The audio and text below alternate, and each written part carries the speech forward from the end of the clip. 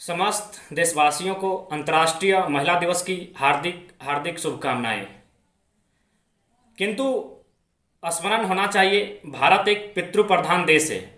यहाँ पर केवल शुभकामनाओं से नहीं अपितु उन सोच, उन कर्म, उन कृत्यों का परित्याग करना होगा जो महिलाओं के प्रति विपरीत है और उन्हें हाशिए पर रखने का कार्य किया जाता है। उदाहरण के लिए मैं बताना चाहूँगा, समाज में एक प्रचलन है, यदि कोई स्त्री अपने पति से पहले मौत हो जाए, मर जाए, तो उसे हम लोग सुहागन कहते हैं, और वही स्त्री अगर अपने पति के बाद मरे तो उसे हम लोग अभागन कहते हैं अथवा विधवा कहते हैं। यानी उसे हम लोग अभाग्यशाली मानते हैं अगर वो पति के बाद मर जाए तो। अब आप थोड़ा सा कंडीशन पर गौर कीजिए, जब एक स्त्री और पुरुष के बीच वैवाहिक गठबंधन होता है तो अनुमान स्त्री की आयु पुरुष की आयु से कम होती है।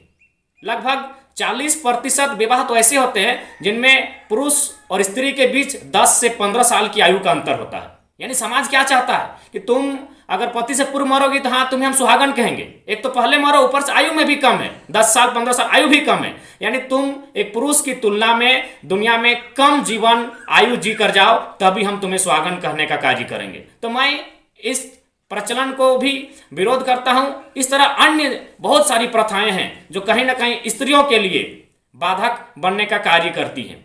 इतिहास के पन्नों से आपको मैं याद दिलाना चाहूँगा, एक बार महात्मा बुद्ध को आम्रपाली ने भोजन के लिए आमंत्रित किया था।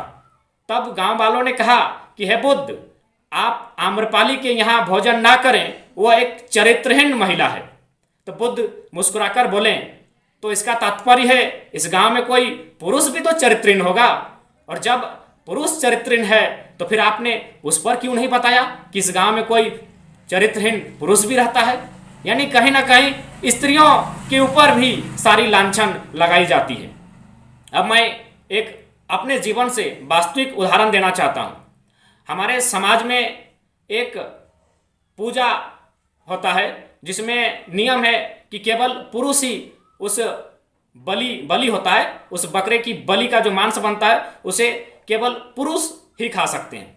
तो चूंकि मेरा आदत ही रहा है रूढ़िवादी प्रथाओं को, परंपराओं को चुनौती देने की, तो मैंने क्या किया, एक बार चुपके से चुराकर एक कटोरी मांस अपनी नानी को खिला दिया। उन्हें यह नहीं बताया कि यह मांस उस बलि का है जो महिलाओं के लिए प्रतिबंध है। मैंने बस ये कहते हुए खिला दिया कि आप खा लीजिए, मैं कहीं से लेकर आया हूँ। यकीन मानिए मेरी नानी आज भी जीवित है। यानी इसका तात्पर्य यही है कि पुरुष प्रधान देश में हमेशा सोच समझ के तहत स्त्रियों को निम्न और दुर्बल बनाने के रखने के उद्देश्य से ऐसी प्रथाओं का निर्माण किया जाता है जिनका वास्तव में साइंटिफिक कोई आधार नहीं होता है। तो इसलिए केवल शुभकामनाओं से नहीं अपितु हमें उन कृत्यों का, उन कर्तव्यों का, उन सोच वचनों का त्याग करना होगा जो स्त्रियों को दुर्बल बनाने का कार्य करती हैं, उनके प्रति नकारात्मक असाइंटिफिक काम करती हैं जिनका कोई आधार नहीं होता है। पुनः एक बार समस्त देशवासियों को अंतर्राष्ट्रीय महिला दिवस की हार्दिक हार्दिक शुभकामनाएं।